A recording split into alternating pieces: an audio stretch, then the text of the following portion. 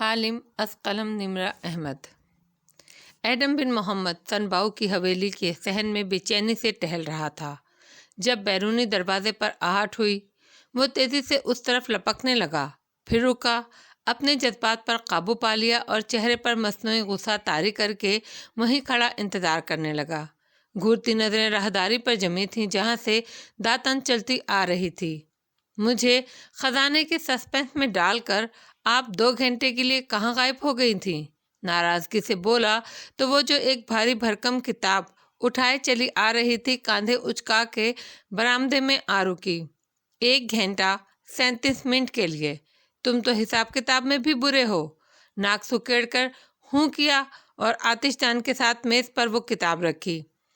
میں تمہارے خزانے کو ڈھونڈنے گئی تھی۔ کیسے؟ اس نے اچنبھے سے اس کتاب کو دیکھتے ہوئے ہاتھ پہلو میں گرا دیے۔ ہاں، کیونکہ جب تمہارا یہ انٹرنیٹ ایجاد نہیں ہوا تھا تب ساری تحقیق ان کے ذریعے ہی کی جاتی تھی۔ اس نے گہرے سانس لیتے ہوئے کرسی کھینچی اور بیٹھی، اور پھر تیزی سے ساتھ والی کرسی پر وہ بیٹھا۔ کوہنیاں میز پر جما لیں۔ سنباؤ کی حویلی کی سرخ دیواریں، سنسان کنواں اور ویران صحن، برآمدے کے کونے میں میز کے گرد بیٹھے 2 نفوس کو خاموشی سے دیکھنے لگے۔ تم نے وہ خزانہ پچھلے ماہ نہیں چھپایا تھا، داتن بند کتاب پر ہاتھ رکھے سمجھانے والے انداز میں کہنے لگی۔ تم نے وہ 15ویں صدی میں واپس جا کر چھپایا تھا۔ بہت شکریہ کہ آپ نے بتا دیا، ورنہ مجھے تو علم ہی نہیں ہوتا۔ اور تمہارے اس کو چھپانے کے بعد، وہ اس کی بات انسنی کر کے کہہ رہی تھی، اس حویلی پر وقت گزرتا رہا، سن رہے ہو تم نے ایک پلک جھپکنے میں جادو کے ذریعے تالیا اور فاتح کے ساتھ واپس آ گئے، مگر یہاں وقت لمحے لمحے کر کے 600 سال گزرا، 557 سال، اور ان 600 سالوں میں ملاکا پر مختلف حکمران قابض ہوئے۔ آخری صدی میں انگریز ایسے آ کے قابض ہوئے جیسے تم تالیا کے گھر ایسٹ انڈیا کمپنی بنے گھسے رہتے ہو۔ پھر 1957 میں ہم نے انگریزوں سے آزادی حاصل کی۔ اس دوران کسی کو معلوم نہ تھا کہ یہ سنباؤ وانگ لی کا گھر تھا۔ وہ چونکا۔ ہاں، یہ کیسے معلوم ہوا تھا کہ یہ سنباؤ کا گھر ہے؟ یہ تب معلوم ہوا جب 1940 میں 2 انگریز فوجی افسران کو اس گھر کے صحن کی کھدائی کر کے ایک خزانہ ملا، جس میں سنباؤ کی چیزوں کے علاوہ ملاکا سلطنت کی اہم یادگاریں بھی تھیں۔ اس نے کتاب کا ایک صفحہ درمیان سے کھولا، اسے تحریر دکھائی۔ ان انگریزوں نے کچھ چیزیں امانت داری سے اپنی سرکار کے حوالے کر دی، جس نے انہیں مختلف میوزیم میں بھیج دیا۔ کچھ چیزیں ان دونوں نے چھپا لیں، جن کو بعد میں رازداری سے بیچا گیا ہوگا۔ یوں وہ تمام چیزیں آج بھی ایشیا اور یورپ کے مختلف عجائب گھروں اور پرائیویٹ کلیکٹرز کی ملکیت میں ہیں، اور شریفہ بنت جابر کے خطوط وہ 9ویں کلاس کے ملے گرامر میں خط نویسی کے کورس میں پڑھائے جاتے ہیں۔ ایڈم، مگر تم چونکہ 8ویں فیل ہو تو تمہیں کیسے معلوم ہوگا؟ داتن نے کتاب بند کی اور سادگی سے پلکیں جھپکا کر پوچھا، تو ایڈم نے زور سے میز پر ہاتھ مارا۔ ڈیم اٹ، مجھے پہلے ہی شک تھا۔ میں نے اس کنیز کا نام کہیں سنا ہے۔ اتنے پرانے خطوط مجھے کہاں یاد ہونے تھے، مگر نام ذہن میں اٹک گیا تھا۔ پھر اس نے بے بسی بھرے غصے سے بالوں میں ہاتھ پھیرا۔ یعنی وہ خزانہ جو ہم نے پچھلے ماہ دبایا تھا، وہ 80 سال پہلے 2 انگریز نکال چکے تھے۔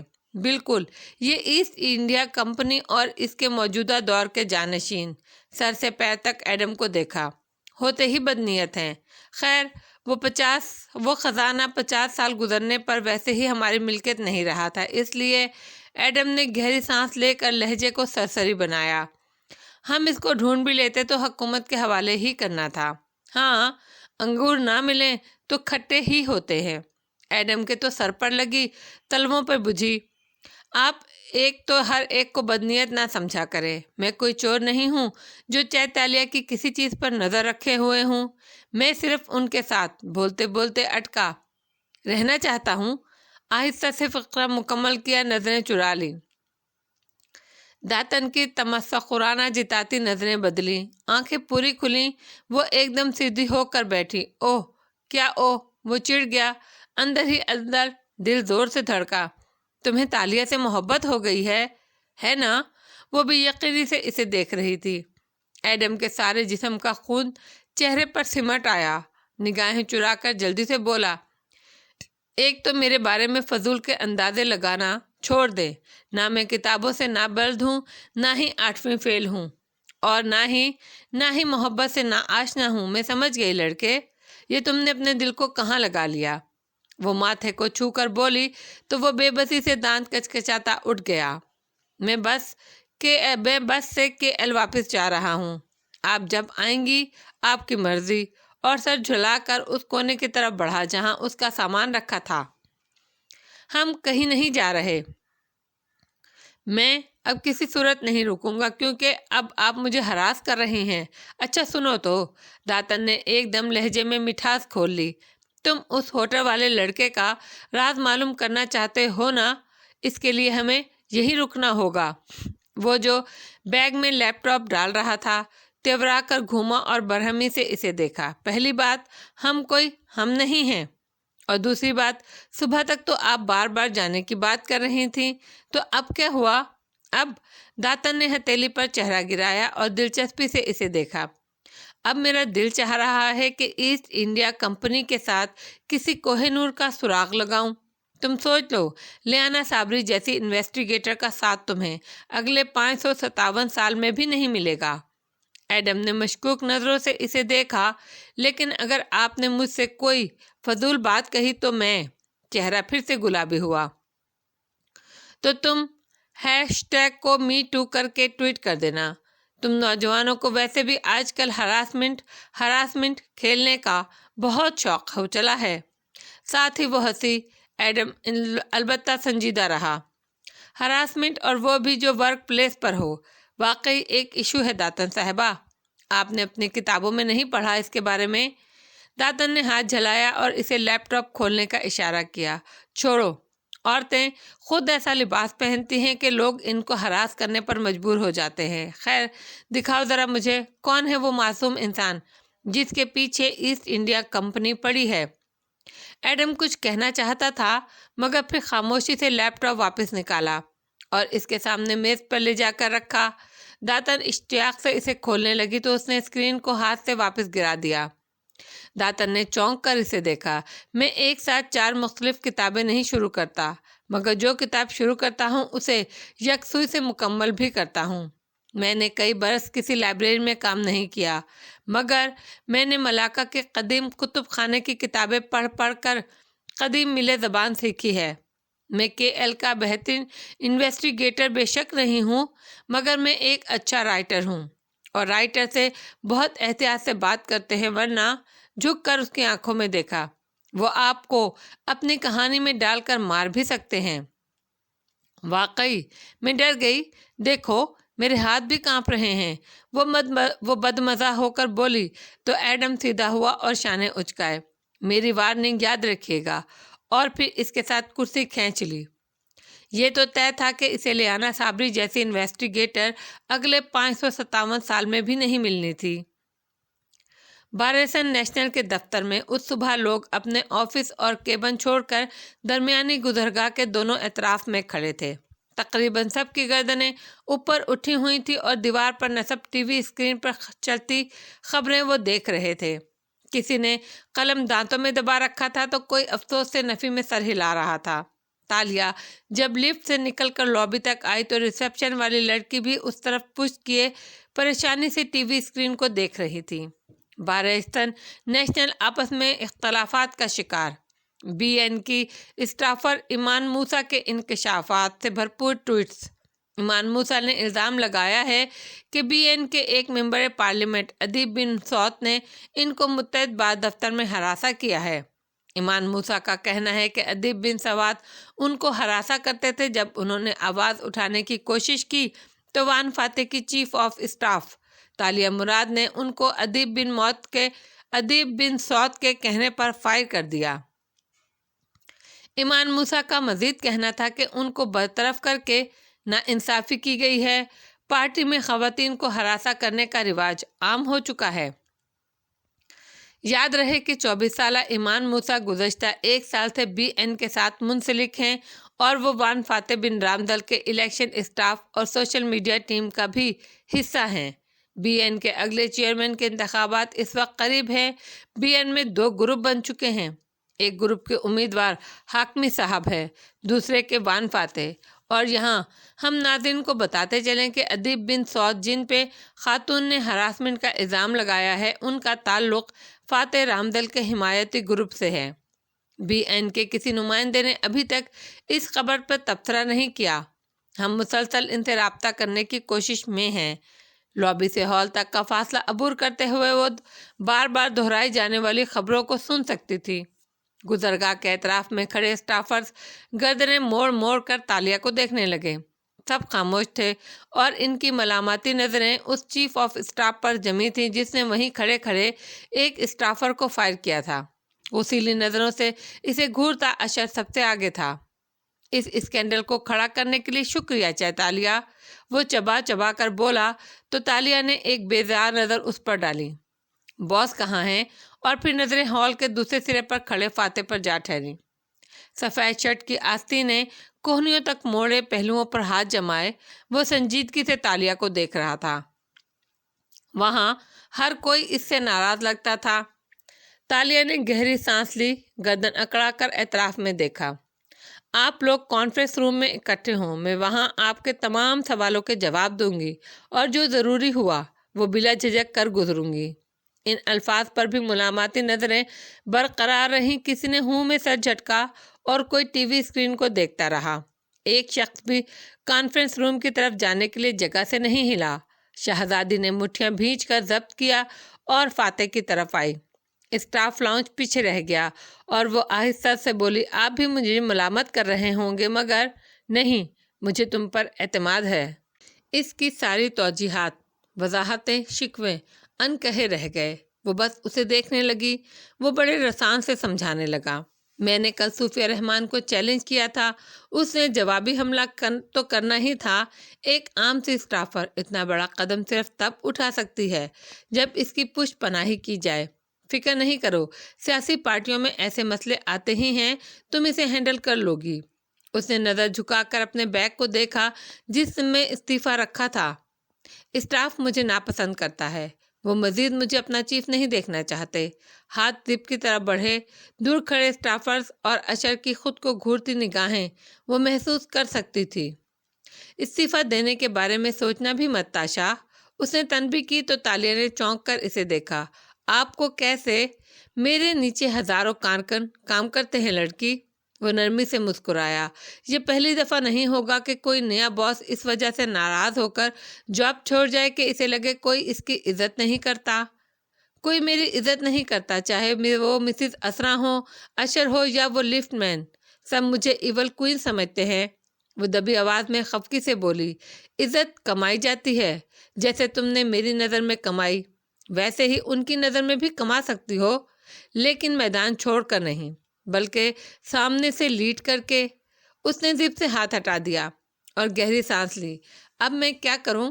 وہی جو اگر میں تمہاری جگہ ہوتا تو کرتا۔ جاؤ، شاباش۔ فاتح نے سینے پر بازو لپیٹ لیے اور چوکٹ سے ٹیک لگائے اسے اسٹاف کی طرف واپس جانے کا اشارہ کیا۔ فاتح کیا کرتا؟ اس نے سوچا، اور اگلا مرحلہ آسان ترین ہو گیا۔ تیزی سے واپس ہال کے وسط میں آئی اور اونچی آواز میں بولی، وہ تمام لوگ جو اس کرائسس کو حل کرنے کے لیے تیار نہیں ہیں وہ گھر جا سکتے ہیں، اور جو واقعی کام کرنا چاہتے ہیں وہ کانفرنس روم میں میرا انتظار کریں۔ میں اب بھی آپ کی چیف آف اسٹاف ہوں۔ میرا حکم نہ ماننا وان فاتح کی حکم عدولی سمجھا جائے گا۔ ناؤ موو ایوری ون، تحکم سے کہا اور واپس فاتح کی طرف آئی۔ پیچھے سے اسٹاف ورکرز قدرے خاموش ہوئے اور پھر کچھ اپنی چیزیں سمیٹنے لگے۔ باقی وہیں ہٹ دھرمی سے کھڑے رہے۔ فاتح نے مسکرا کر اسے دیکھا اور اندر چلا آیا جہاں تالیہ کی میز کرسی رکھی تھی۔ سامنے اس کے آفس کا بند دروازہ تھا۔ ادیب اندر ہمارا انتظار کر رہا ہے، اس نے دروازے کے باہر رک کر دھیمی آواز میں کہا۔ اب بتاؤ، تمہارے ذہن میں کیا لاہے عمل ہے کوئی؟ نہیں، تالیہ نے دائیں بائیں گردن ہلائی۔ تو تم نے اس کو فائر ہی کیوں کیا تھا؟ نرمی سے وہی سوال پوچھ ہی لیا جو ہر کسی کی ملامتی نظروں میں تھا۔ تالیہ نے گہری سانس لی۔ سر، میرے پاس اس کو فائر کرنے کی ٹھوس وجوہات تھیں۔ اس نے فاتح کی آنکھوں میں قطعیت سے دیکھ کر کہا۔ کیا اس نے کبھی یہاں ہراسمنٹ کی شکایت کی تھی؟ نہیں سر، اس نے ایک دفعہ بھی شکایت نہیں کی، اور ادیب صاحب تو اس روز واپس آئے ہیں بیرون ملک سے۔ ان کا تو ڈپارٹمنٹ اور آفس ہی الگ ہے۔ ادیب بہت معزز آدمی ہیں، اور اس کے بیوی بچے اس بات سے بہت ڈسٹرب ہوئے ہیں۔ وہ اندر موجود ہے، مگر اسے بات کرنے سے پہلے وہ رک کر تنبیہ کر رہا تھا۔ تم یاد رکھنا کہ اس کا ایک بچہ ہارٹ پیشنٹ ہے، اور وہ اسی کے علاج کے لیے بیرون ملک تھا۔ ہمیں کسی بھی طرح اس خبر سے اس کی خراب ہوتی ساکھ کو بچانا ہے، تاکہ اس کی فیملی پر اثر نہیں پڑے۔ ایسی ہی باتوں کی وجہ سے اسرا جیسی بیویاں اپنے شوہروں کو الیکشن نہیں لڑنے دیتی۔ آخر میں فاتح نے افسوس سے سر جھٹکا۔ جب اس کی اپنی ویڈیو لیک ہوئی تھی تو وہ ڈسٹرب ہوا تھا، کیونکہ معاملہ اس کا اپنا تھا، لیکن آج پارٹی کرائسس میں تھی، اور تالیہ دیکھ سکتی تھی کہ وہ خود کو بالکل ٹھنڈا اور مطمئن رکھے ہوئے تھا، ایک لیڈر کی طرح، تاکہ اسے دیکھ کر دوسرے حوصلہ پکڑیں۔ تالیہ کو بھی حوصلہ ملا تھا۔ سر، میں نے اس سے بڑے کرائسس دیکھے ہیں، میں اس کو ہینڈل کر لوں گی۔ میں نے نہیں، ہم۔ اس نے ابرو اٹھا کر یقین دلایا تو ایک دم گزشتہ شام کی ساری تلخی زائل ہو گئی۔ اس نے سوچا بھی کیسے تھا کہ وہ اس سے الگ ہو سکتی ہے۔ ادیب بن سعود سامنے کرسی پر بیٹھا بار بار کلائی کی گھڑی دیکھ رہا تھا۔ عمر 50 کے لگ بھگ ہوگی، اور اچھا خاصا خوش شکل مرد تھا، دبلے چہرے اور دراز قد کا حامل۔ ادیب پریشان نہیں، البتہ متاثر ضرور لگتا تھا۔ فاتح کو آتے دیکھ کر اٹھ کر کھڑا ہوا۔ تالیہ کو عقب میں دیکھا تو سر کے خم سے اشارتاً سلام کیا۔ کوٹ شاید اپنے آفس میں اتار دیا تھا، اور اس وقت وہ سیاہ پینٹ اور سفید شرٹ کے ساتھ ٹائی میں ملبوس تھا۔ وہ چند دنوں میں ہی دیکھ چکی تھی کہ وہ خاصا رکھ رکھاؤ اور نرم انداز والا آدمی تھا۔ کوئی مجھے بتائے گا یہ کیا ہو رہا ہے؟ اس نے افسوس سے فاتح سے پوچھا۔ ادیب، یہ میری چیف آف اسٹاف ہیں تاشا۔ وہ رکا۔ نہیں، تالیہ۔ فاتح نے اپنی پاور سیٹ سنبھالتے ہوئے اس کی طرف اشارہ کیا تو اس نے ادیب کے ساتھ والی کرسی کھینچی۔ اب فاتح میز کے ایک جانب بیٹھا تھا اور وہ دونوں دوسری جانب۔ تالیہ بیٹھتے ہی بتانے لگی۔ ادیب صاحب، ایمان کو میں نے برحق برطرف کیا، مگر کل ہم نے فاتح کو ایک نظر دیکھا۔ صوفیہ رحمان پر ذاتی حملہ کیا ہے تو یہ ان کا جواب ہے۔ ظاہر ہے میں یہ سمجھتا ہوں، مگر میرا ہی نام کیوں لیا اس نے؟ وہ پریشان سے زیادہ حیران تھا۔ میں اس لڑکی کے پورے نام سے بھی واقف نہیں ہوں، نہ میری اس سے کوئی بات چیت ہے۔ میرا بچہ بیمار ہے، میں تو پچھلے کئی ماہ سے اس آفس میں بھی کم آتا ہوں، اور مجھے نہیں معلوم وہ کس ہراسمنٹ کی بات کر رہی ہیں آپ۔ میرا جواب میں ہاتھ ڈال کر ایک آئی فون نکالا اور میز پر رکھا۔ فون چیک کر سکتی ہیں، میں کسی کو بھی ایتھکس کمیٹی یا ڈسپنسری کمیٹی کا سامنا کرنے کے لیے تیار ہوں۔ سر، مجھے معلوم ہے اس لڑکی کو آپ نے کبھی بھی ہراس نہیں کیا، وہ بے حد یقین سے بولی تو ادیب نے گہری سانس بھری۔ البتہ اس کی آنکھوں کا اچنبھا کم نہیں ہوا تھا۔ مگر میں ہی کیوں؟ میری فیملی ڈسٹرب ہے، میرا بچہ بیمار ہے، اسے جیسے صدمہ پہنچا تھا۔ دیکھیں چاہے تالیہ، آپ اس مسئلے کو جیسے بھی ہینڈل کریں، مجھے ایک بات کا جواب آپ لا کر دیں گی کہ اس نے میرا نام کیوں خراب کرنے کی کوشش کی؟ کہتے ہوئے ادیب کے کان سرخ ہونے لگے۔ وہ صرف صوفیہ رحمان کے کہنے پر یہ کر رہی ہیں۔ ٹیک لگائے بیٹھے فاتح نے ناک سے مکھی اڑائی۔ جی سر، اور اس کو آپ سے کوئی ذاتی پرخاش بھی نہیں ہے، مگر آپ فکر نہیں کریں، میں اس معاملے کو ختم ہونے کے بعد سارے جواب لے کر آپ کے پاس آؤں گی۔ وہ اسے بہت ذمہ داری سے یقین دلا رہی تھی۔ ادیب، تم پر یہ مصیبت میری وجہ سے آئی ہے، تم اپنے گھر جاؤ، اپنی فیملی کو دیکھو، ہم تمہیں اس سے نکال لیں گے۔ اس کے تسلی دینے پر ادیب نے شانے اچکائے اور اٹھ کر کھڑا ہو گیا۔ جب میں نے کچھ غلط نہیں کیا تو مجھے کوئی ڈر بھی نہیں ہے، صرف فیملی کی پریشانی ہے، مگر خیر، آئی ٹرسٹ تالیہ۔ وہ اس پر اعتماد کا اظہار کر رہا تھا۔ تھینک یو ادیب صاحب۔ وہ ہلکا سا مسکرائی۔ ادیب بن سعود باہر نکل گیا تو وہ دونوں آفس میں تنہا رہ گئے۔ فاتح اسے غور سے دیکھنے لگا تو وہ جلدی سے بولی۔ اس کو فائر کرنا غلط نہیں تھا، انداز مدافعانہ تھا۔ مجھے اصل وجہ بتاؤ، تم نے اسے فائر کیوں کیا؟ وہ ہتھیلیاں میز پر آگے رکھ کر آگے کو جھکا اور پوچھ رہا تھا، مجھے صرف سچ سننا ہے، چاہے وہ کتنا ہی ناقابل یقین کیوں نہ ہو، میں یقین کروں گا، تم کہہ کر تو دیکھو۔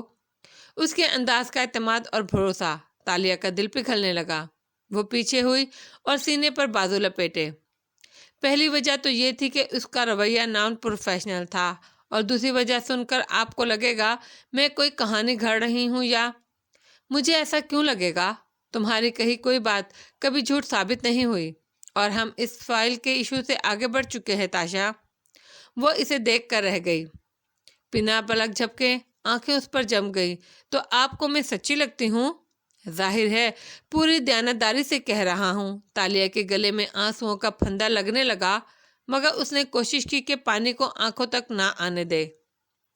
میں سچے خواب دیکھتی ہوں۔ کچھ عرصہ پہلے جب میں کہیں قید تھی، مشکل میں تھی، تو میں نے خود کو اس آفس میں اس لڑکی کو ٹرمینیٹ کرتے دیکھا تھا۔ سیریسلی، تمہیں سچے خواب دکھائی دیتے ہیں؟ وہ حیران ہوا۔ آپ کو یقین نہیں آیا؟ ہو سکتا ہے تمہارا خواب غلط ہو، لیکن مجھے معلوم ہے کہ تم سچائی سے وہی بتا رہی ہو جس پر تمہیں یقین ہے۔ پھر ابرو اچکائے۔ سچے خواب، ہاؤ کول! وہ صرف ایک خواب نہیں تھا۔ اس طویل رات میں ایک امید تھا کہ مجھے آزادی ملے گی، مگر میں نے اندھا دھند یہ قدم نہیں اٹھایا۔ میں نے کہا نا سر، اس کا رویہ نان پروفیشنل تھا، اور مجھے اب بھی یقین ہے کہ میری امید غلط نہیں ہو سکتی۔ اس ٹرمینیشن کا اختتام کسی بہت اچھی چیز پر ہوگا۔ بہرحال اس کو فائر کرنے کی وجہ جو بھی ہو، جو ہو گیا سو ہو گیا، تمہیں اب اس مسئلے کو خود حل کرنا ہوگا۔ میں بڑی باہمت لڑکی ہوں سر، میں ہار نہیں مان رہی، لیکن میں کیسے کچھ کروں جبکہ اسٹاف مجھے پسند نہیں کرتا، نہ اب کوئی میری بات مانے گا۔ وہ تلخ ہوئی۔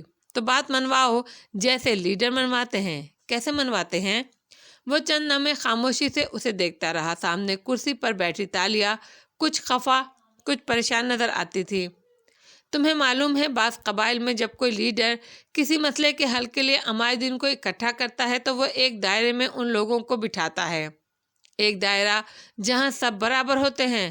اچھا لیڈر سب کو ان کے فرسٹ نیم سے پکار کے ان کی رائے مانگتا ہے، سب کے خاموش ہونے کے بعد بولتا ہے، اس کی بات آخری اور حتمی ہوتی ہے۔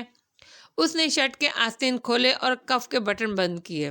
اگر تمہیں لیڈر بننا ہے تو جا کے سب کو ایک گول میز کے گرد بٹھاؤ اور ان کے آئیڈیاز سنو۔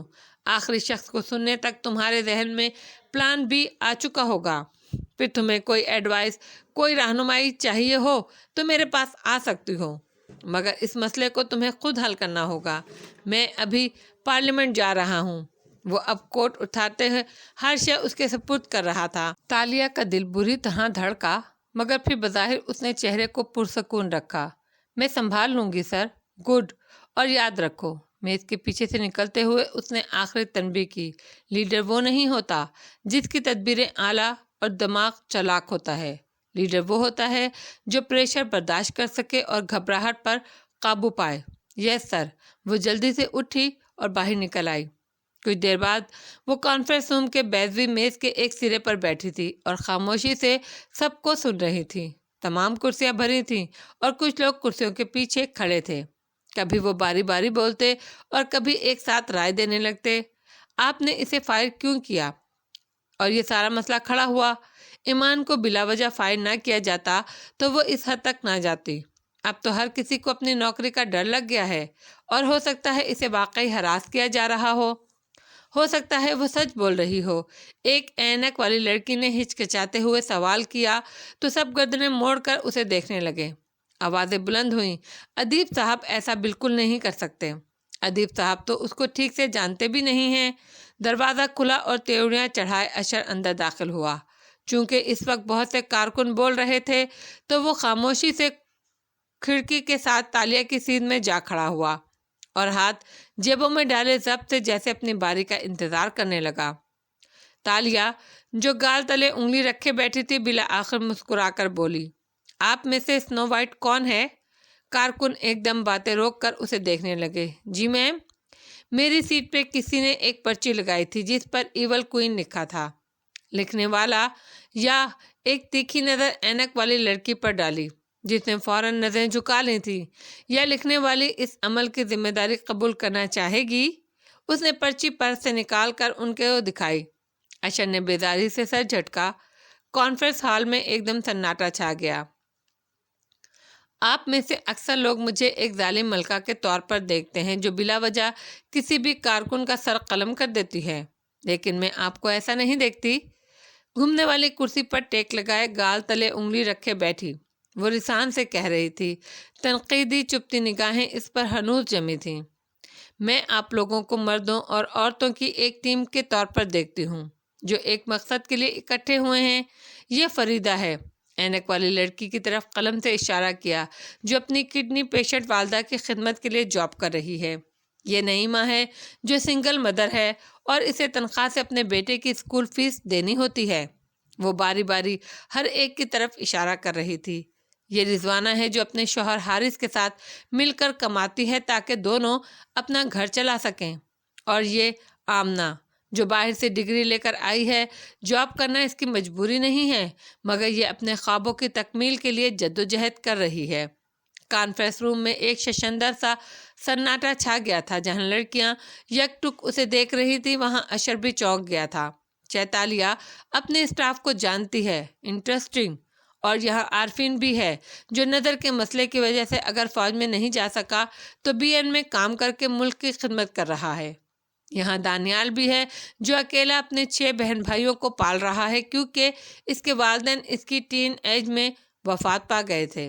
اور شکور جو اپنی ٹف پڑھائی کے ساتھ پارٹی کے سوشل میڈیا سیل کے لیے وقت نکالتا ہے۔ جاب کرنا آپ میں سے کسی کی مجبوری ہے تو کسی کا خواب۔ یہ جاب بہت سے مردوں اور عورتوں کو ایک چھت تلے لے آتی ہے، جہاں ہمارے درمیان اچھی بات چیت کا رشتہ قائم ہو جاتا ہے۔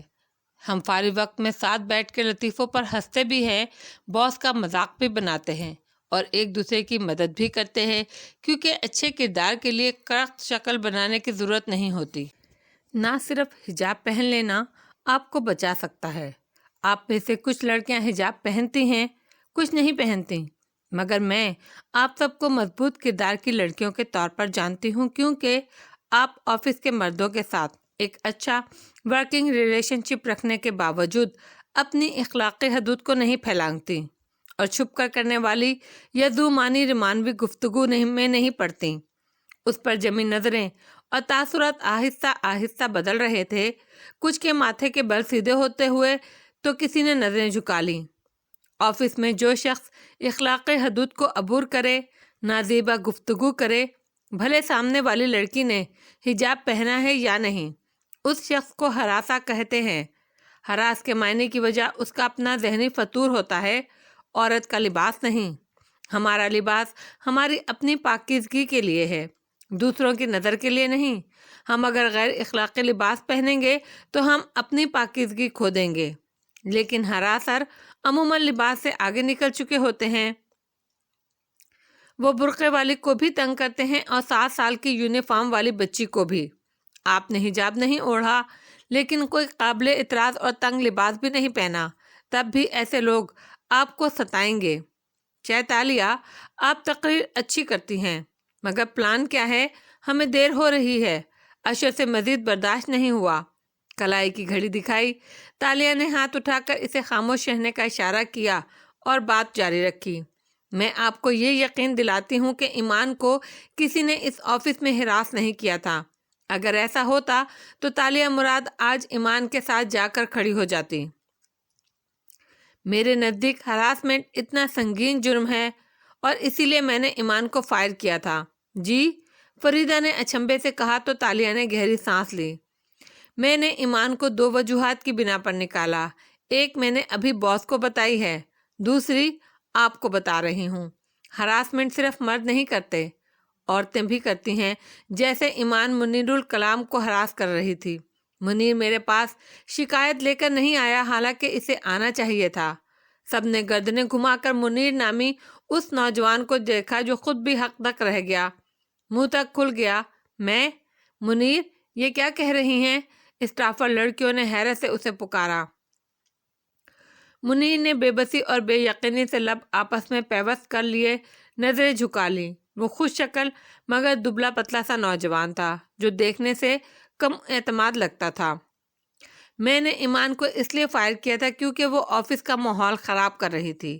وہ منیر جیسے شریف اور ڈرپوک لڑکے کو غیر اخلاقی کاموں کے لیے اکسایا کرتی تھی۔ دانیال کو علم ہے اور شاید منیر کے چند دوستوں کو بھی معلوم ہے۔ وہ اس سے سینئر تھی اور اس کو دھمکاتی تھی کہ وہ اس کی جاب چھین سکتی ہے۔ وہ پوزیشن آف پاور پہ تھی اور منیر کمزور تھا، اسی لیے چپ رہا۔ عثمان یہ میرے پاس نہیں آیا۔ اشر نے حیرت سے ابرو اٹھا کر ان سب کو دیکھا۔ واقعی دوسرے اسٹافر نے اس بات میں گردنیں ہلائیں اور منیر نے سر مزید جھکا دیا۔ جی سر۔ اینک والی فریدہ نے لبوں پر ہاتھ رکھ لیا۔ بہت سے لوگ ششندر رہ گئے۔ منیر، تالیہ نے اسے نرمی سے پکارا، میں جانتی ہوں تم اپنی عزت کے لیے ڈرتے تھے، مگر وہ لڑکی اب دشمنوں سے جا ملی ہے۔ تمہیں اس وقت اپنے بیوی، بچے، خاندان اور دوستوں وغیرہ کی باتوں کا سوچ کر فکر مند نہیں ہونا۔ تمہیں اپنے آفس سے وفا نبھانی ہے۔ میں اس مسئلے کو نہیں حل کروں گی، تم کرو گے، کیونکہ ہم تمہاری ٹیم ہیں، اور جو ٹیم سے غداری کرے آواز بلند کی، ہم اس کو ایسی عبرتناک مثال بنا کر رکھ دیں گے تاکہ آئندہ کوئی یوں میڈیا پر ہمیں بلیک میل نہ کر سکے۔ ونڈرفل۔ اشر بالآخر مسکرایا اور چلتا ہوا قریب آیا۔ اسے تالیہ کی حکمت عملی سمجھ آ رہی تھی۔ ہمیں ایمان کو ہراسر کے طور پر پیش کرنا ہوگا۔ میم، وہ ایک لڑکی ہے اور ہم اس کو یوں سر عام بے عزت کریں، یہ ٹھیک ہوگا؟ نرم دل نعیمہ کے منہ سے نکلا۔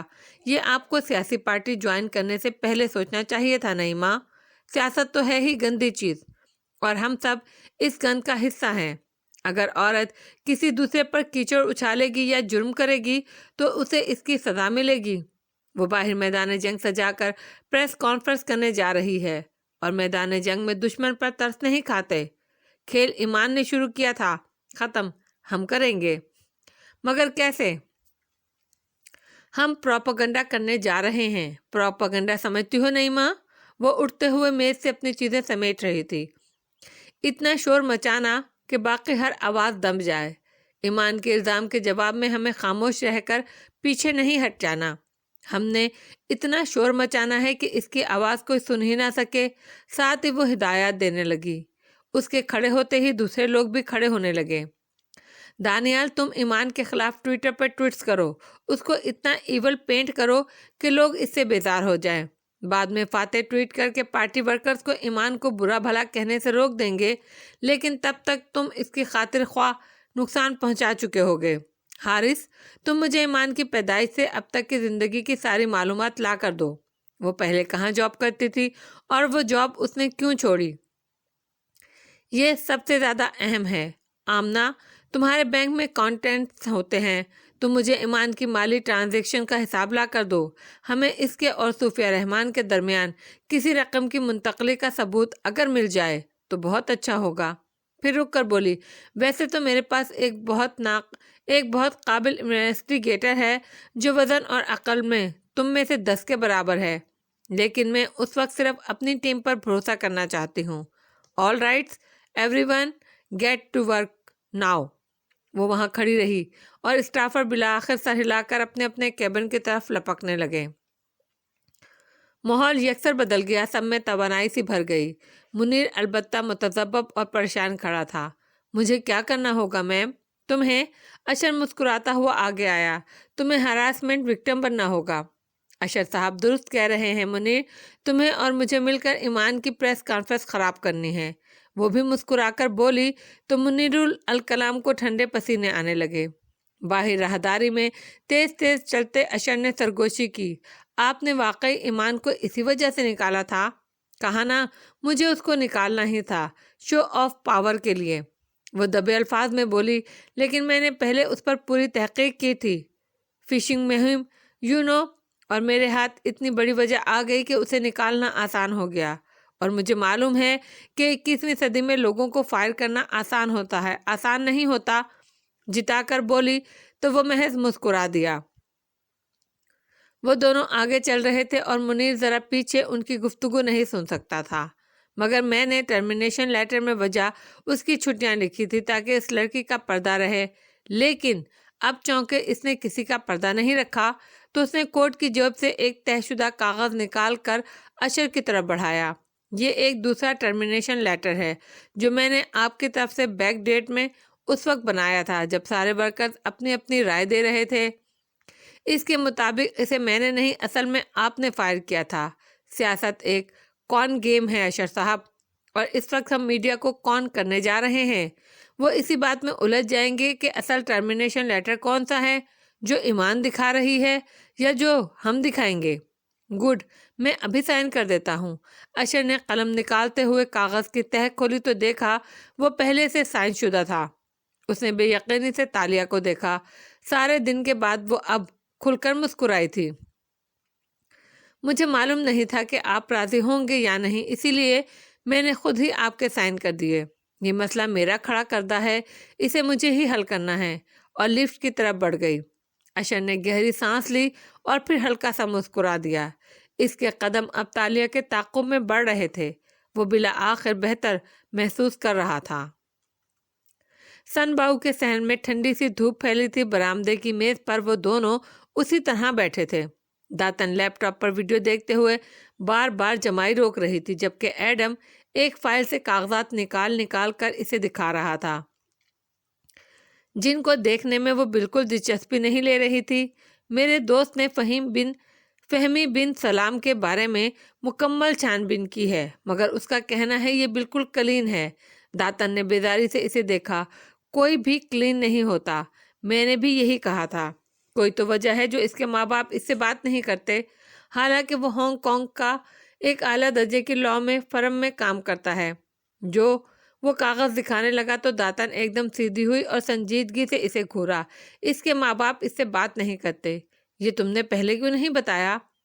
تقریباً 6 دفعہ بتا چکا ہوں۔ پہلی 2 دفعہ آپ کھانے اور آخری 4 دفعہ مجھے نظر انداز کرنے میں مصروف تھیں۔ اس نے سوچتے ہوئے انگلی سے گال پر دستک دی۔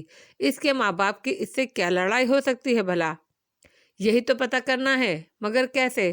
سادہ طریقہ، داتن پدو کا بشاشت سے کہتی اٹھی۔ اس کے والدین سے پوچھ لیتے ہیں۔ ایڈم نے آنکھیں پھیلا کر اسے دیکھا۔ یعنی ہم اس کے والدین کے گھر منہ اٹھا کر چلے جائیں اور پوچھیں کہ آپ اپنے بیٹے سے کیوں نہیں ملتے؟ بالکل، اس نے مسکرا کر پلکیں جھپکائیں۔ ایڈریس تو تمہارے دوست نے دیا ہی ہوگا، اور میں سمجھا آپ کوئی اعلیٰ پائے کی انویسٹیگیٹر ہیں۔ آپ تو ماشاءاللہ مجھ سے بھی زیادہ فارغ ہیں۔ کہا نہیں، صرف سوچا۔ فہمی سلام کے گھر کا چھوٹا مگر صاف ستھرا سا تھا۔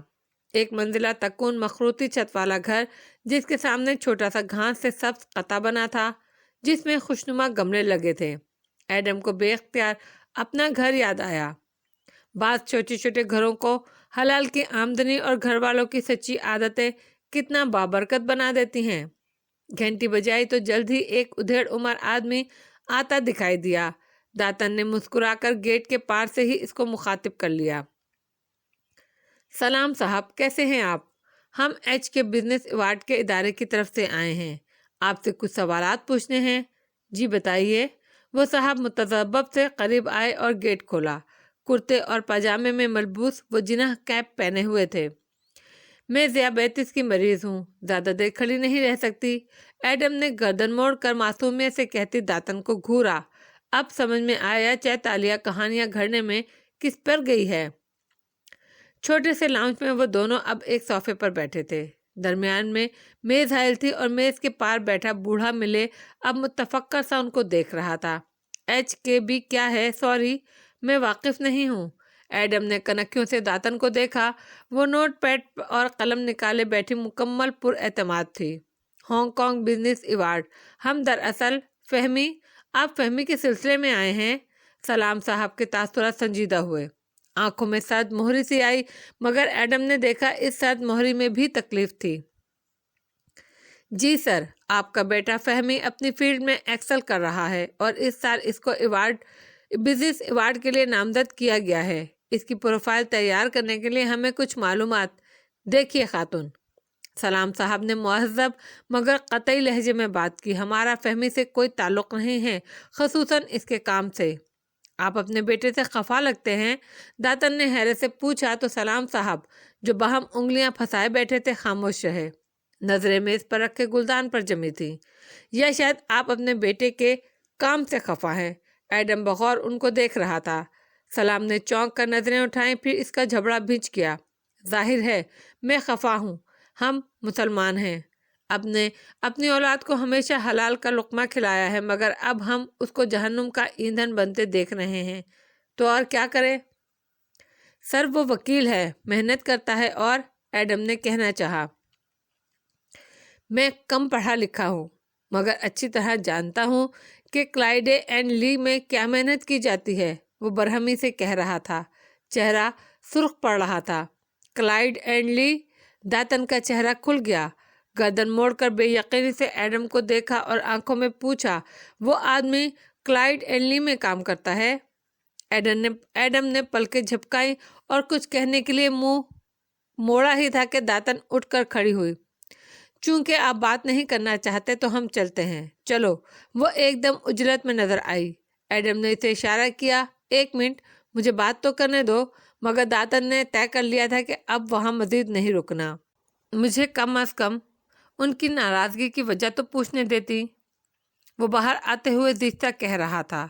सड़क किनारे वो तेज तेज चलती जा रही थी। इस सवाल पर घूर कर इसे देखा।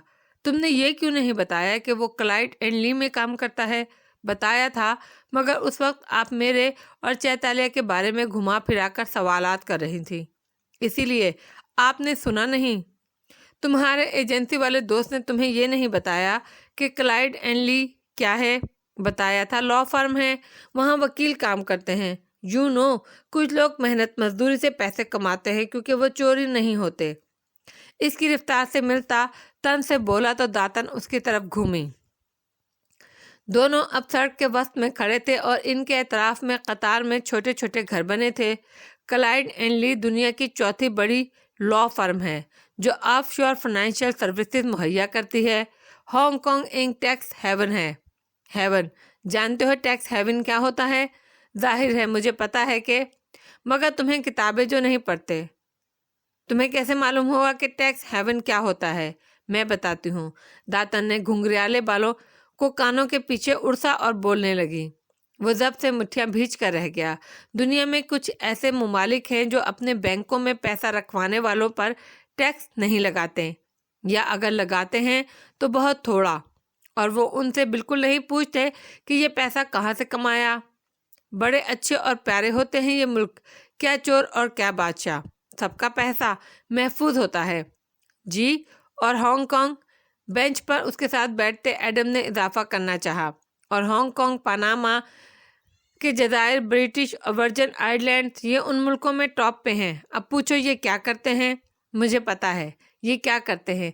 ये चीन चांद वाले जजीरे हैं जहाँ लोग अपना खजाना छुपाते हैं। और एक तो ये कदीम मलाका वाली ज़बान ना बोला करो, मैं बताती हूँ। वो इसे बोलने का मौका ही नहीं दे रही थी। अमीर लोग पैसा बनाते हैं करप्शन और धोखाधड़ी से। जैसे मुराद राजा खजाने से थोड़ा थोड़ा करके चुराता था, एडम ने सोचा, मगर अब उस पैसे को वो कहाँ छुपाएं? अपने मुल्क में रखा और पकड़े गए तो हिसाब देना पड़ेगा, इसीलिए वो इसको मुंतकिल कर देते हैं। पूछो कैसे? जैसे मुराद राजा खजाने का संदूक भरकर 3 चांद वाले जजीरे पर भेजा करता था। उसने सोचा मगर तहम्मुल से पूछा, बताइए कैसे? दातन ने फातिहाना मुस्कुराहट से इसे देखा।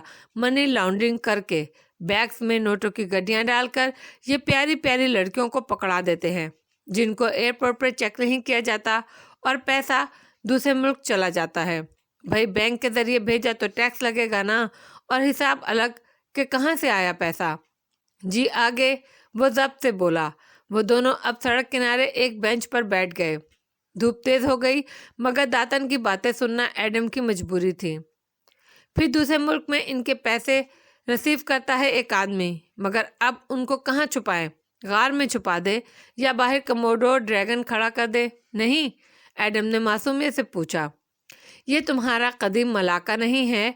हांगकांग और पनामा जैसे ममालिक बेशक ना पूछे कि पैसा कहाँ से आया, मगर बैंक में जमा कराने को कोई तो कागज चाहिए होता है ना, यानी रस्मी कार्रवाई। हाँ, रस्मी कार्रवाई के लिए हांगकांग में लोग ऑफशोर कंपनी बनाते हैं। مثلاً میں نے ایک آف شور کمپنی بنائی ایڈم اینڈ سنس کے نام سے۔ اب یہ ایڈم کے سنس کہاں سے آ گئے؟ وہ واقعی برا مان گیا۔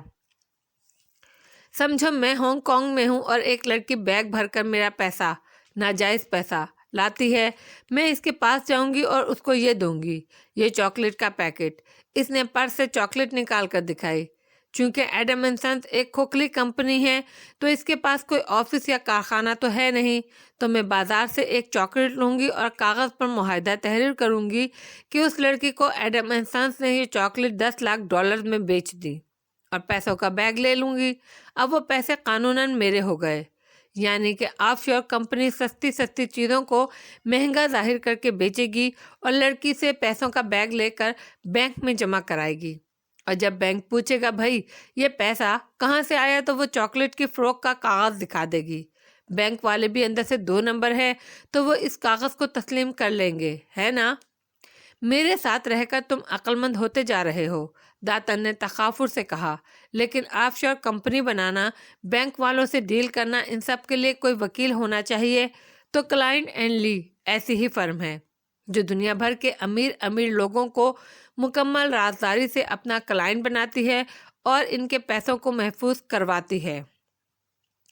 یعنی کلائنٹ اینڈ لی وہ کموڈو ڈریگن ہے جو مراد راجہ جیسے کرپٹ حکمرانوں کے چوری شدہ خزانوں سے بھرے غار کی حفاظت کرتا ہے۔ بڑی ہی کوئی واہیات مثال دی ہے تم نے، مگر خیر، داتن نے سر جھٹکا۔ کلائنٹ اینڈ لی کے وکلاء بنیادی طور پر اپنے کرپٹ کلائنٹس کے ان پیسوں کی حفاظت پر لگے ہیں جو وہ کالے دھندوں سے کما کر ان جزیروں میں چھپاتے جا رہے ہیں۔ اسی لیے فہمی بن سلام کے ماں باپ اس سے ناراض ہیں۔ قانونی طور پر اس کی جاب جائز ہے، مگر وہ جانتے ہیں کہ وہ حرام کام میں ملوث ہے۔ حرام حلال اولاد اور ماں باپ کے درمیان ایسی ہی آڑ بن جایا کرتا ہے۔ آخری فقرہ آہستہ سے ادا کیا، نظریں بھی سامنے کو پھیر لیں۔ ایڈم نے غور نہیں کیا تو سن باؤ کے گھر سے نکلتی تار بالآخر ہمیں کلائنٹ اینڈ لی تک لے کر جا رہی ہے۔ وہ پرجوش ہو گیا، مگر پھر ذرا ٹھنڈا پڑا۔ لیکن اس ساری معلومات اور جاسوسی کا فائدہ کیا ہوا؟ داتن نے گہری سانس بھری اور افسوس سے اسے دیکھا۔ چونکہ تم ضدی اور ہٹ درم ہو تو میں تمہیں بتائے دیتی ہوں۔ سن باؤ کے گھر سے ہمیں تیسرے خزانے کا سراغ مل رہا ہے، وہ خزانہ جو دنیا کے بہت سے بادشاہوں نے ہانگ کانگ میں چھپا رکھا ہے۔ فہمی بن سلام اس کے نگہبانوں میں سے ایک ہے۔ تم قدیم ملاقہ میں وان فاتح کی مراد راجہ کے ساتھ ڈیل کی وجہ سے ایک کام نہیں کر سکے تھے، یاد ہے؟ ایڈم کا سارا جسم پل بھر کو سن ہو گیا۔ میں ملاقہ کے لوگوں کو نہیں بتا سکا کہ چوری کا پیسہ سمندر پار جمع کیا جا رہا ہے۔ میں مراد راجہ کو اس کی عوام کے سامنے ایکسپوز نہیں کر سکا تھا۔ ویسے تم شکل سے اتنے خوش بخت نہیں لگتے، اسی لیے دل نہیں چاہ رہا یہ تسلیم کرنے کو، مگر حقیقت یہی ہے لڑکے کہ تمہیں دوبارہ موقع ملا ہے کرپٹ حکمرانوں کو بے نقاب کرنے کا۔ ساتھ ہی داتن نے جمائی لی۔ ایڈم کے جسم کے بال کھڑے ہونے لگے، ساتھ ہی چہرے پر مسکراہٹ در آئی۔ اور ہم فہمی بن سلام کو استعمال کر سکتے ہیں، جو ہمیں کرنا آتا ہے، اور وہ ہماری جان بچاتا رہے گا۔ تمہارا تو علم نہیں، مگر مجھے بہت کچھ کرنا آتا ہے۔ کنکیوں سے اس کے چہروں کو دیکھا اور سرسری سا بولی، خیر تو تم صبح کہہ رہے تھے کہ تم تالیہ کو پسند کرتے ہو، کب سے؟ ایڈم جو اپنے خیالوں میں تھا پہلے چونکا، پھر خفگی سے اسے گھورا۔ ہمیں فی الحال فہمی سے نبٹنے کا پلان بنانا ہے، چلے اٹھے۔ شیور ایڈم، مگر یہ موضوع ابھی ختم نہیں ہوا۔ داتن تغافر سے مسکراتی اٹھی اور چھتری کھول لی۔ ملاقہ کے آسمان پر سیاہ بادل اکٹھے ہو رہے تھے، بارش برسنے کو تھی۔ ہوٹل کی اس روشنی سے منور ہال میں اسٹیج بنا تھا، جس پر رکھے ڈائس کے پیچھے ایمان موسیٰ کھڑی تھی۔ سامنے قطار در قطار کرسیوں پر رپورٹرز بیٹھے تھے، اور ان کے پیچھے کیمرہ مین اپنے کیمروں کے اسٹینڈ کھڑے کیے اس پریس کانفرنس کی عکس بندی کر رہے تھے۔ فلیش چمک رہے تھے اور دھڑا دھڑ تصاویر اتاری جا رہی تھیں۔ ایمان چہرے کے گرد اسکارف لپیٹے، لمبی اسکرٹ پہ سیاہ کوٹ پہنے، سپاٹ تاثرات اور خوبصورت موٹی آنکھوں والی لڑکی تھی، جو سپاٹ انداز میں مائک میں کہہ رہی تھی، ادیب بن سعود نے مجھے متعدد بار مقامات پر ہراساں کیا۔ وہ ایک بد کردار انسان ہیں جن کی اصلیت میں ان کے ووٹرز کو بتانا چاہتی ہوں۔ بے تحاشا کیمروں کو دیکھتے اس کی آواز کبھی کبھی لڑکھڑا جاتی لیکن پھر سے سنبھل جاتی۔ اپنے آفس میں بیٹھی صوفیہ رحمان نے ناپسندیدگی سے ٹی وی اسکرین پر دکھائی دیتی ایمان کو دیکھا۔ تم لوگ اس کو ریہرسل تو کرا دیتے، یہ تو خود کنفیوز لگ رہی ہے۔ میم، آپ نے کہا تھا ہمیں آج ہی جوابی اٹیک کرنا ہے، تو ایسے میں جلدی میں جو لڑکی ملی ہم نے اسے تیار کر دیا۔ اگر زیادہ وقت لگاتے تو میڈیا والے کہتے کہ وہ اتنے دن بعد کیوں بولی اور… اچھا خاموش۔ ٹیک لگائے بیٹھی صوفیہ نے انگوٹھیوں والا ہاتھ اٹھایا تو چیف آف اسٹاف خاموش ہو گیا۔ میرے پاس اس ہراسمنٹ کے ثبوت ہے۔ اگر ادیب میرا سامنا کریں تو میں ثابت کر سکتی ہوں کہ وہ کس طرح مجھے ہراس کرتے تھے۔ ایمان بار بار تھوک نگلتی اور خود کو مضبوط کرتی۔ صحافی ہر فقرے کے آخر میں سوال در سوال پوچھنے لگتے مگر وہ رٹا رٹایا سبق دہرائی جا رہی تھی۔ ادیب نے مجھے ہراس کیا اور میں یہاں ان عورتوں کی آواز بن کر نکلی ہوں جو آفس میں ہر روز ہراسمنٹ کا شکار بنتی ہیں۔ سامنے دوسری قطار میں ہیڈ چہرے کے آگے کیے تالیہ بیٹھی تھی اور ہیڈ اوپر اٹھایا یوں کہ اس کا چہرہ مسکراتا ہوا سامنے آیا۔ میرا بھی ایک سوال ہے، تالیہ مراد ساری توانائی لگا کر اونچا سا بولی تو دوسرے رپورٹرز بھی میرا سوال سنے مس ایمان وغیرہ کہنے لگے، مگر ڈائس کے پیچھے کھڑی ایمان کی نظریں تالیہ پر جمی تو آنکھیں پھیل گئیں، پھر گال سرخ ہوئے۔ غیر ضروری لوگ یہاں کس نے مدعو کیے ہیں؟ میری آواز کو دبانے کی کوشش نہ کی جائے تو بہتر ہے۔ ہاتھ اٹھا کر سختی سے بولی، کوٹ، آپ کے کوٹ کا پوچھ رہی ہوں ایمان، یہ کہاں سے لیا آپ نے؟ وہ کرسیوں کی قطار سے نکلی اور اسٹیج کے عین سامنے جا کھڑی ہوئی، پھر اونچا سا دہرایا، یہ چینل کا 5000 رنگوٹ کا کوٹ کہاں سے لیا آپ نے؟ رپورٹرز اب مڑ مڑ کر دلچسپی سے اسے دیکھنے لگے تھے۔ دوسرے لوگوں نے سوال بند کر دیے۔ کیمرہ مین دھڑا دھڑ اسٹیج کے سامنے کھڑی لڑکی کی تصاویر اتارنے لگے جس کے پیچھے اس کے تینوں اسٹافرز بھی آ کھڑے ہوئے تھے۔ ادیب بن سعود نے میرے بار بار منع کرنے کے باوجود مجھے ہراساں کیا۔ میں نے کہا کہ وہ باز آ جائیں مگر ایمان ان کی نظروں کو نظر انداز کر کر بولنے لگی، مگر میڈیا کی اتنی توجہ کے لیے تیار نہیں تھی وہ۔ اس کا اعتماد لڑکھڑا رہا تھا۔ جن لوگوں نے آپ کی پریس کانفرنس پہ پیسہ لگایا ہے انہوں نے آپ کو یہ کوٹ گفٹ کیا ہے نا، کیونکہ آپ کی تنخواہ سے تو یہ خریدا ہی نہیں جا سکتا۔ جواب دینا پسند کریں گی آپ؟ ہال میں خاموشی تھی اور دلچسپی سے ان دونوں کے مناظرے کو ریکارڈ کرنے میں وہ لگے تھے۔ دفتن سنہری بالوں پر ہیڈ پہنے کھڑی بارسن نیشنل کی تالیہ نے ایمان کو گھورتے ہوئے اپنے عقب میں پکارا، یہ منیر الکلام ہے، اس کو ہراس کرنے کی وجہ سے اشر صاحب کی ریکمنڈیشن پر میں نے آپ کو نوکری سے نکالا تھا، یاد آیا؟ ایمان نے کچھ کہنا چاہا مگر وہ کنفیوز ہو کر چپ ہو گئی۔ ہال میں سرگوشیاں بلند ہوئیں، دلچسپی بڑھی، سب نے چپ سادھ لی۔ تالیہ کا چہرہ فلیش لائٹ میں دمک رہا تھا اور ابرو بھینچے وہ زور سے کہہ رہی تھی، آپ نے تو کبھی میرے پاس ادیب صاحب کی شکایت نہیں کی، البتہ میں نے آپ کو 2-3 دفعہ وارننگ دی اور پھر جب آپ مسلسل منیر سے غیر اخلاقی رویہ اپنائے رہیں تو میں نے آپ کو ٹرمینیٹ کیا۔ آپ نے مجھے اس بات پر ٹرمینیٹ نہیں کیا تھا، وہ سرخ بھبوکا چہرے سے غصے سے بولی۔ یہ آپ کے ٹرمینیشن لیٹر کی کاپی ہے۔ اس نے ایک کاغذ کھول کر لہرایا، اس میں وجہ ہراسمنٹ لکھی ہے، سب دیکھ سکتے ہیں۔ اس نے لیٹر ایک رپورٹر کی طرف بے نیازی سے ڈالا اور مڑ کر منیر کو اشارہ کیا۔ جہاں رپورٹر نے فوراً سے لیٹر کو دیکھنے کی کوشش کی وہاں منیر متذبذب پریشان سا کھڑا تھا۔ مجھ سے نہیں ہوگا، زیر لب منت کی۔ اف منیر، بولو، کچھ تو بولو۔ اس نے پلٹ کر اسے گھورا۔ منیر نے تھوک نگلا، چہ تالیہ ٹھیک کہہ رہی ہیں۔ مزید نہیں بولا گیا۔ اس کے گھر والے، دوست، بیوی، وہ سب کیا سوچیں گے؟ کتنی شرم کی بات ہے، اس نے دل میں سوچا۔ تالیہ نے جلدی سے بات آگے بڑھائی، کیا مرد کی کوئی عزت نہیں ہوتی؟ کیا ہم ایمان کی حرکتوں کو نظر انداز کر دیتے اس لیے کہ وہ عورت ہے؟ ٹھیک ہے، ہم ایمان موسیٰ جیسے نہیں ہیں جو عزتیں چوراہوں پر اچھالیں۔ ہم باوقار لوگ ہیں مگر یہاں صرف یہ بتانے آئے ہیں کہ اس خاتون اور ان کو استعمال کرنے والی حکومتی پارٹی کو یہ جان لینا چاہیے کہ بی این کا سارا اسٹاف متحد ہے اور وہ ہم پر یوں کیچڑ نہیں اچھال سکتے، وہ پرعزم انداز میں آواز بلند کہہ رہی تھی۔ ساتھ ہی آہستہ سے سرگوشی کی، منیر کچھ تو بولو، یہ جھوٹ بول رہی ہیں۔ ایمان کو منیر کی خاموشی سے حوصلہ ہوا تو وہ جلدی سے کہنے لگی، یہ ادیب صاحب کو بچانے کے لیے الزام لگا رہی ہیں۔ ادیب صاحب نے مجھے اتنا ڈرایا دھمکایا کہ میری جاب چھوٹ گئی۔ کیا ثبوت ہے آپ کے پاس ایمان صاحبہ؟ ایک سینئر صحافی نے سوال پوچھا۔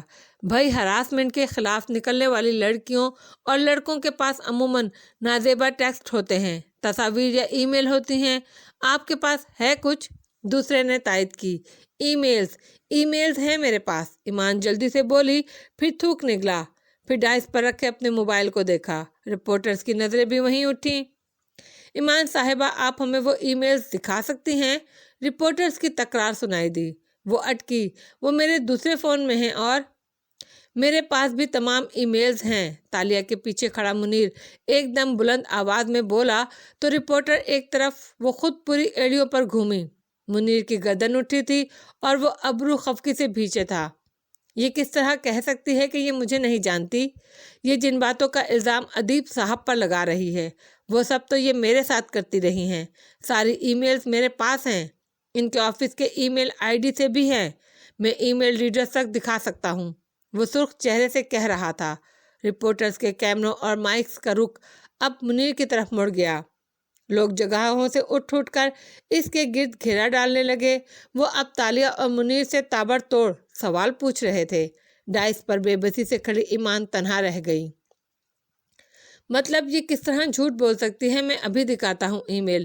لال چہرے کے ساتھ حیران سے منیر نے اپنا فون نکالا، اسکرین ان رپورٹرز کو دکھانے لگا۔ ایمان کے اسے پہچاننے سے انکار نے منیر کی ساری کم اعتمادی ہوا کر دی تھی۔ ٹی وی اسکرین پر یہ مناظر وان فاتح نے مسکراتے ہوئے دیکھا تھا۔ وہ اس وقت ادیب کے لاؤنج کے صوفے پر بیٹھا تھا، ہاتھ میں کافی کا مگ تھا۔ ادیب مقابل صوفے پر برجمان، اس کی بیوی لیزا ٹرالی سے کیک نکال کر اس کو پلیٹ میں منتقل کر رہی تھی۔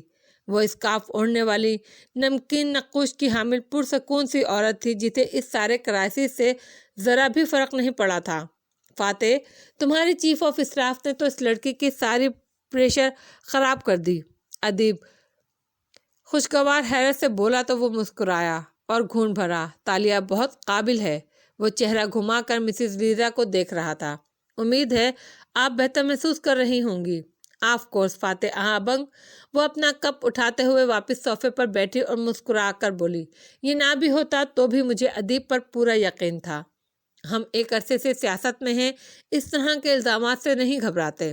فاتح نے خاموشی سے مسکرا کر اسے دیکھا اور کافی پینے لگا۔ اس کے بیٹے کی آواز آئی تو وہ معذرت کرتی اٹھ گئی۔ بہت سپورٹ کرنے والی بیوی ہے تمہاری، وہ ستائشی انداز میں کہے بغیر رہ نہیں سکا تو ادیب نرمی سے مسکرایا، کیونکہ ہم ایک دوسرے سے ہمیشہ سچ بولتے ہیں۔ جھوٹ جب بھی کسی دو افراد کے درمیان آتا ہے تو ان کے رشتے کو زنگ آلود کر دیتا ہے۔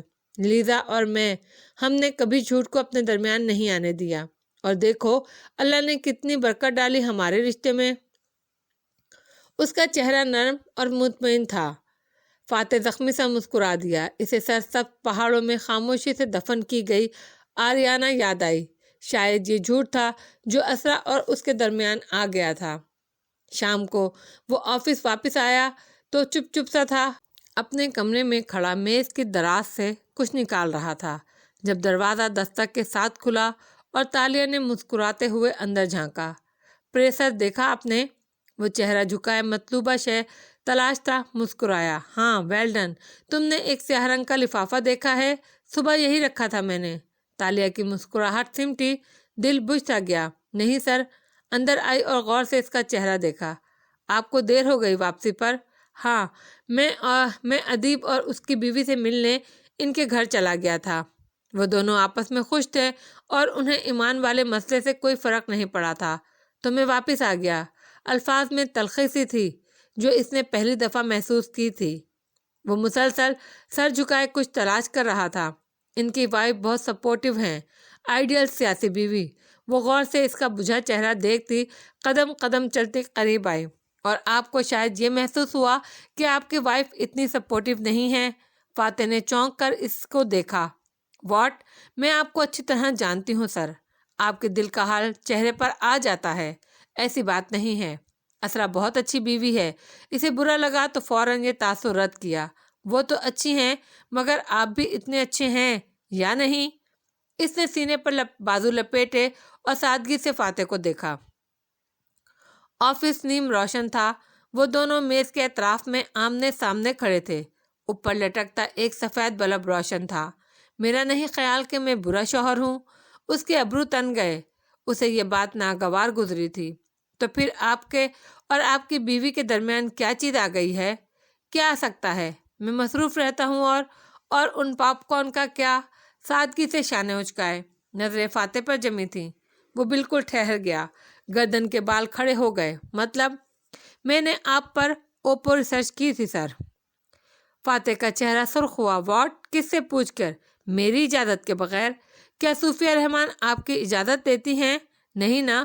تو مجھے بھی ضرورت نہیں تھی، کیونکہ اگر مجھے یہ معلوم ہو سکتا ہے کہ آپ نے آریانہ کو اس چیئر لفٹ کے نیچے پہاڑوں میں دفنایا تھا اور اس کے خون آلود پاپ کارن والیٹ میں رکھ لیے تھے، تو کسی کو بھی معلوم ہو سکتا ہے۔ اس کا ایک ہاتھ دراز میں تھا اور وہ سیدھا کھڑا بس یک ٹک تالیہ کو دیکھ رہا تھا، گویا برف کا مجسمہ ہو کوئی۔ کتنے ہی ششندر سے لمحات گزر گئے۔ تمہیں کیسے؟ اس سے تردید بھی نہیں ہوئی۔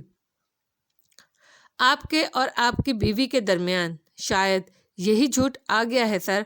آپ مجھے اور باقی سب کو تو سچائی کے درس دیتے ہیں، مگر خود آپ اتنا بڑا سچ اسرا سے کیسے چھپا سکتے ہیں؟ وہ تو اچھی بیوی ہیں، مگر آپ اچھے شوہر ہیں کیا؟ وہ آنکھوں کی پتلیاں سکیڑے بے یقین اور تعجب سے اسے دیکھے جا رہا تھا۔ تمہیں پتا ہے تم کیا کہہ رہی ہو؟ جی سر، اور مجھے یہ بھی معلوم ہے کہ آریانہ آپ کی بیٹی نہیں تھی، اور اس سے پہلے کہ آپ کے دشمن ان حقائق کو آپ کے خلاف استعمال کریں، آپ کو انہیں خود فیس کر لینا چاہیے۔ جرأت مندی سے وہ کہہ تو گئی، مگر پھر دیکھا فاتح کا چہرہ سرخ پڑنے لگا ہے۔ اس کا جبڑا بھج گیا۔ How dare you! میں صرف آپ کو ان لوگوں سے بچانا چاہتی ہوں۔ Get out! بازو لمبا کر کر غرایا۔ Out now! جا رہی ہوں۔ وہ تیزی سے باہر نکل گئی، اس سے پہلے کہ وہ کوئی چیز اٹھا کر دے مارے۔ وہ چلی گئی تو وہ کمرے میں تنہا رہ گیا، اسی طرح ساکت و جامد کھڑا۔ شوق، غصے اور بے بسی سے اس کے ہاتھ کپ کپا رہے تھے، رنگت متغیر ہو رہی تھی۔ وان فاتح کو یقین نہیں آ رہا تھا کہ ان چند لمحات میں وہ کیا کیا کہہ کر چلی گئی تھی۔ جو راز اس نے خود سے بھی اونچی آواز میں نہیں کہا تھا، وہ اس کی چیف آف اسٹاف اسے سنا کر چلی گئی تھی۔ وہ باہر بیٹھی جب فاتح آفس سے نکلا اور اسے نظر انداز کر کے سیدھا آگے بڑھتا گیا۔ وہ چپ چاپ بیٹھی رہی۔ ایسے ہی تو پھر ایسے صحیح، اس نے دل میں سوچا۔ وہ لفٹ تک پہنچا تھا جب ڈیلیوری بوائے آیا اور اسے ایک لفافہ تھمتھمایا۔ فاتح نے خاموشی سے اسے پکڑ لیا اور لفٹ میں سوار ہو گیا۔ اس کے سنجیدہ تاثرات اور غسیلی آنکھیں دیکھ کر ارد گرد کسی نے اس سے بات کرنے کی ہمت نہیں کی۔ کار کی پچھلی سیٹ پر بیٹھ کر گھر کے راستے میں اس نے لفافہ کھولا، اندر سے کاغذات نکالے۔ وہ حالم کی رپورٹ تھی۔ اس کے مطابق اس رات فاتح کے ساتھ کچھ خاص نہیں ہوا تھا۔ چوری کے واقعے کے بعد وہ پولیس اسٹیشن گیا، وہاں سے واپس آ کر سو گیا، بس بات ختم۔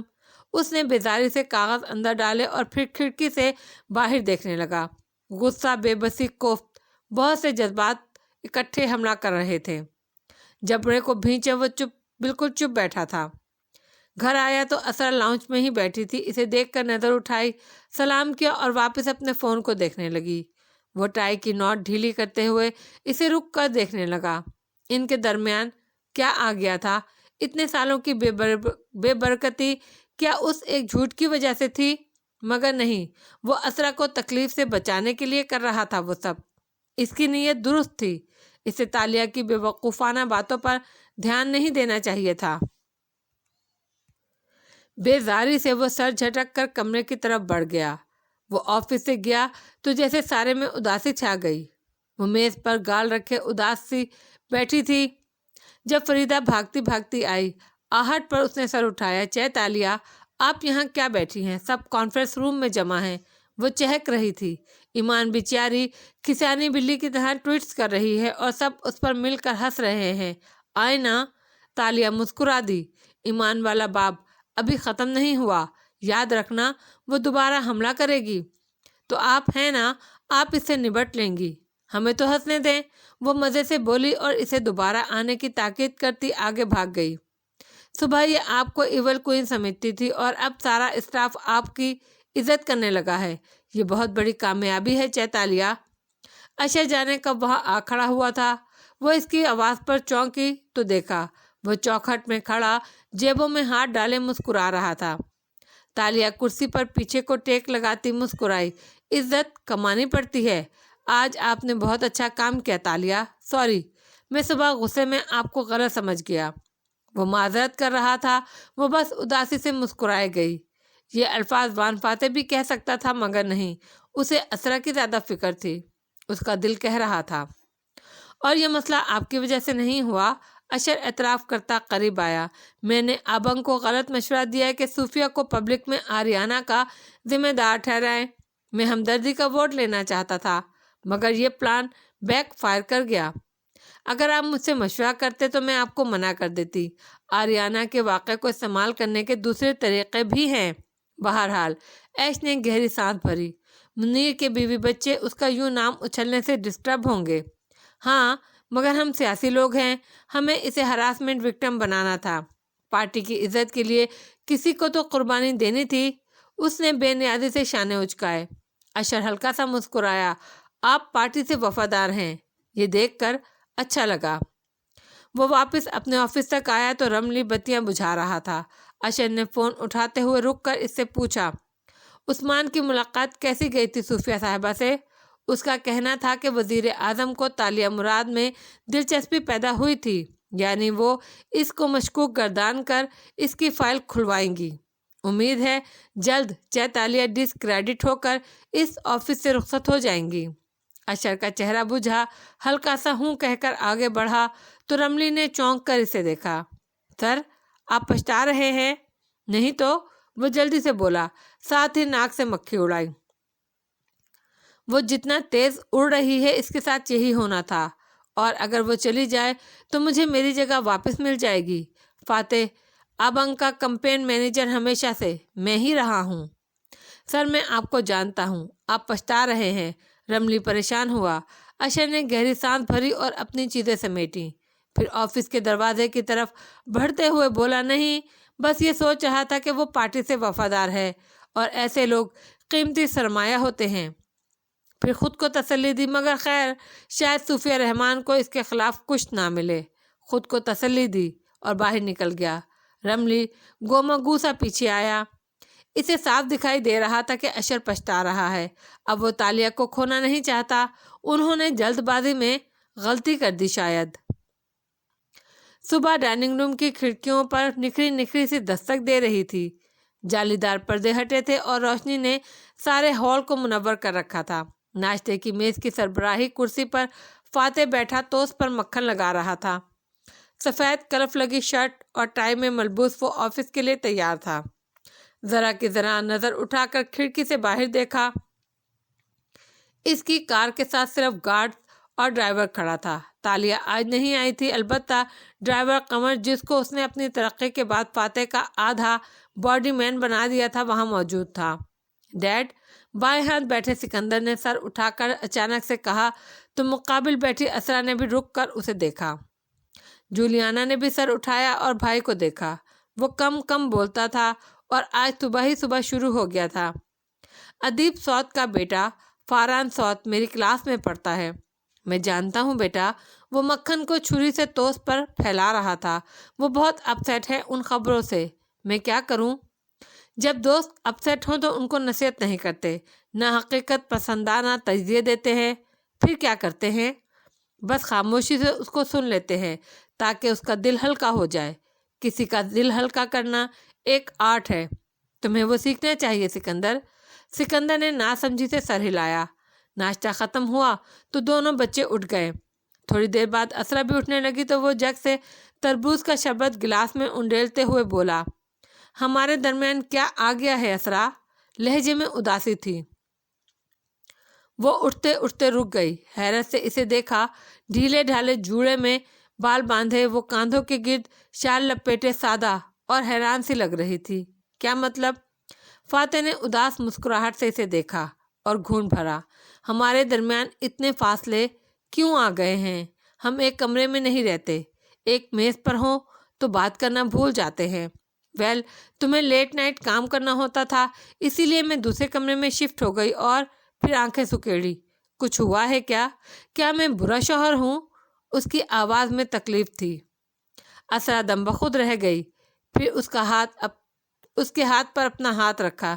نہیں فاتح، میں تلخ ہو جاتی ہوں، لڑ پڑتی ہوں، مگر سب ایسے ہی لڑتے ہیں، اس کا مطلب یہ تو نہیں کہ تم برے ہو۔ میں تمہیں بالکل وقت نہیں دے پاتا۔ وہ اداس سا لگتا تھا، جیسے اندر سے ڈسٹرب ہو۔ ہم ایک زمانے میں لمبی واک پر جایا کرتے تھے، یاد ہے؟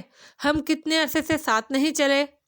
وہ ہلکا سا مسکرائی اور تھوڑی تلے ہتھیلی رکھے اسے دلچسپی سے دیکھنے لگی۔ ہمارے فینس جو پہنچ جاتے ہیں ہر جگہ، کیا کریں؟ فاتح ہنس دیا۔ ہمیں اپنے لیے وقت نکالنا چاہیے۔ ہمارا رشتہ زنگ آلود ہو رہا ہے۔ میرے پاس وقت ہی وقت ہے، تم نکالو تو بات بنے۔ اوکے۔ اس نے شکست تسلیم کرتے ہوئے سر ہلایا۔ سارے قصور میرے، اس لیے مداوع بھی مجھے کرنا ہوگا۔ آج لنچ بریک میں ہم لمبی واک پر چلتے ہیں، میں تمہیں جگہ ٹیکسٹ کر دوں گا، اور آج ہم سیاست یا کام کی بات بالکل نہیں کریں گے۔ اسرا مسکرا دی۔ اتنے عرصے بعد تم پرانے فاتح لگے ہو، یہ خیال کیسے آیا؟